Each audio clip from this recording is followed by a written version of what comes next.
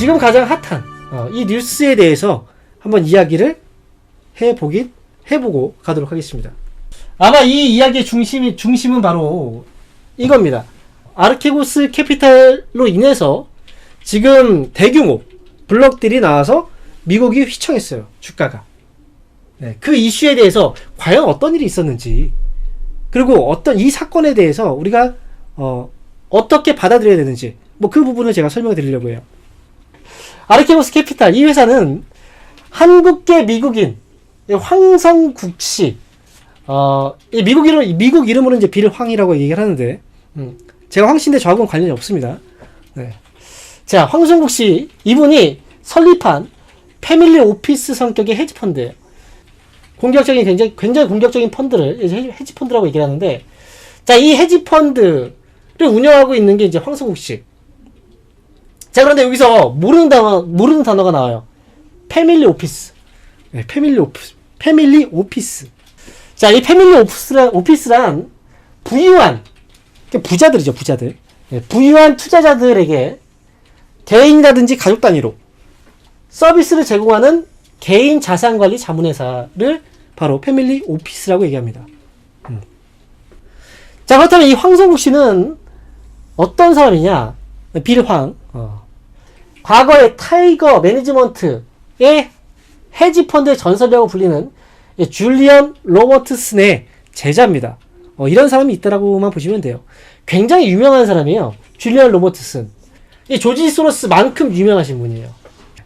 그런데 이 사람이 2012년도에 내부자 정보를 이용한 중국은행 주식 거래로 홍콩하고 미국으로부터 퇴출당한 사람이에요.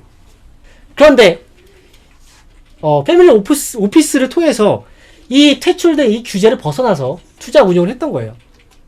무슨 얘기인지 아시겠죠? 자, 그러면 사건 내용은 간단합니다. 이 아르케고스 캐피탈이 레버리지를 활용해서 주식에 투자를 했어요. 레버리지를 활용해서. 자, 예를 들어서 이런 겁니다.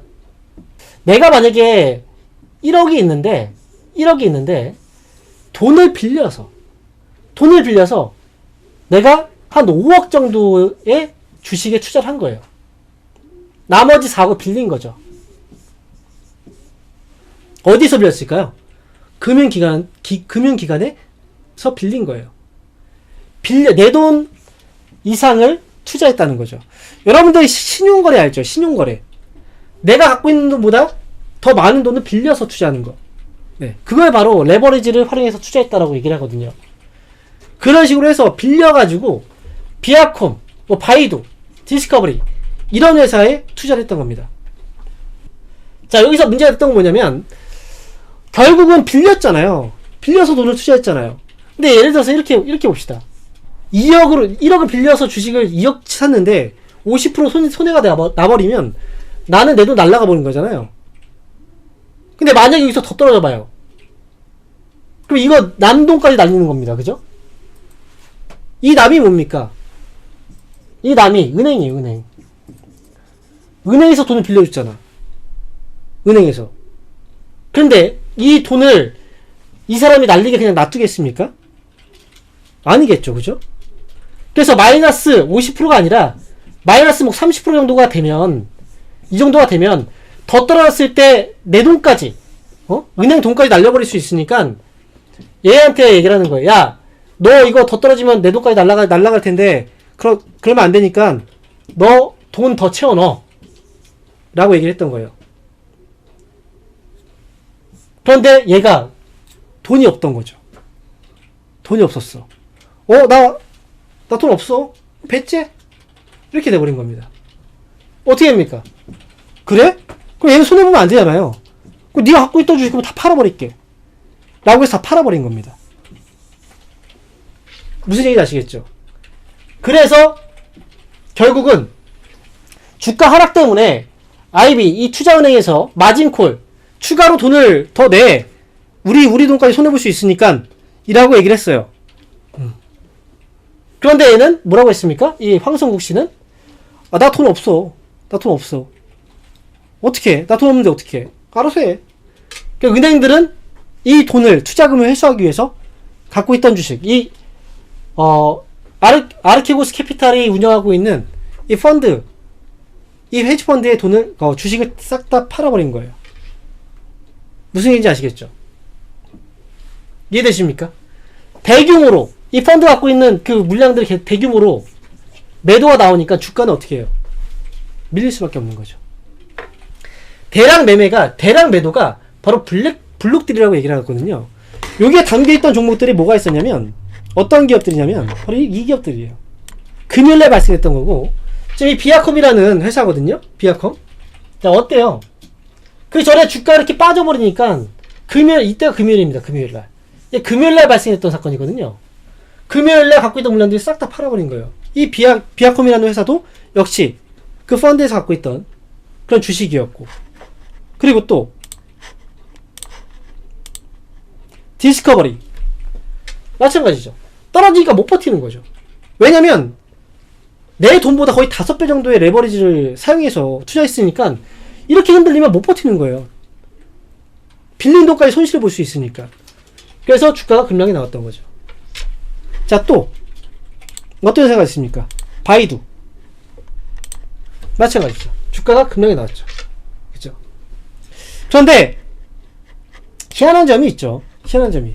어쨌든 이게 블록딜이라는 블록딜은 주식을 대량으로 보유한 매도자가 이 매수자를 구해서 장 마감 후에 물량을 넘기는 거거든요.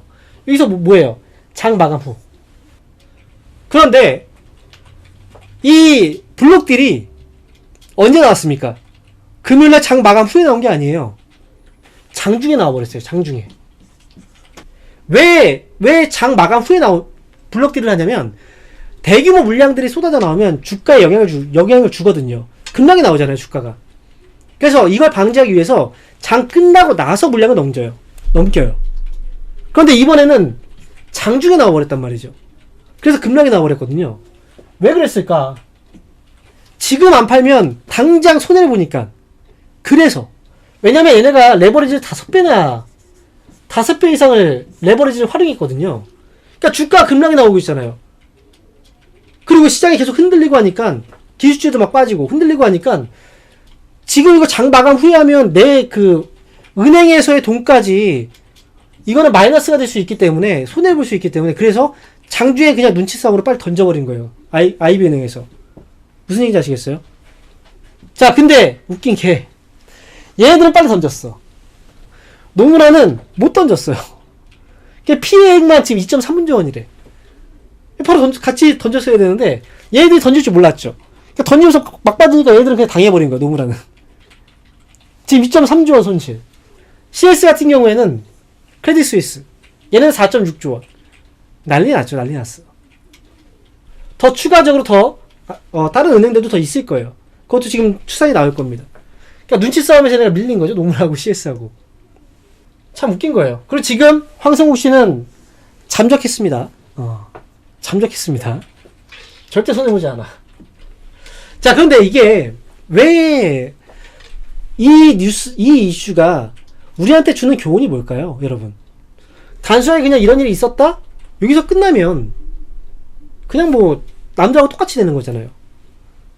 결국은 지금 보면, 자, 주가가 빠진 걸 보세요.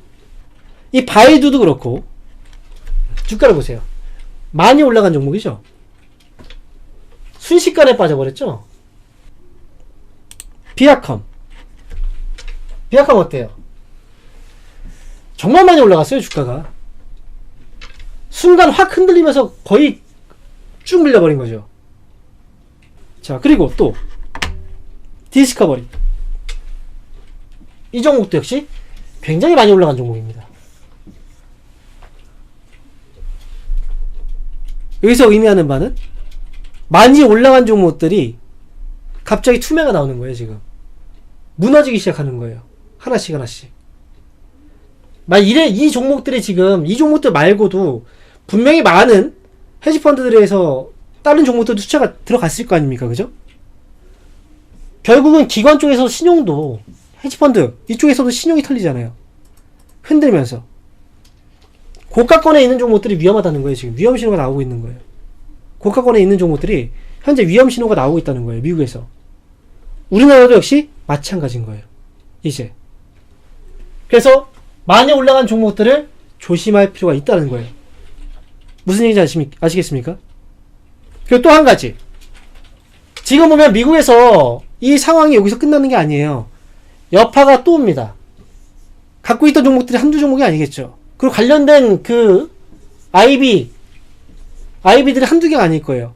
여기서 추가적으로 연쇄적으로 앞으로 더 종목들이 블록딜이 더 나올 수 있다는 얘기가 지금 나오고 있어요.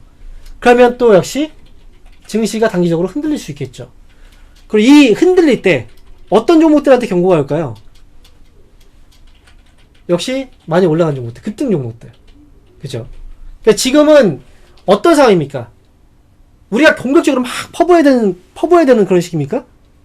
아니면 조심하면서 가야 되는 시기입니까? 어떤 시기예요? 지금은 조심하면서 가야 되는 시기다. 절대 욕심을 부리면 안 됩니다.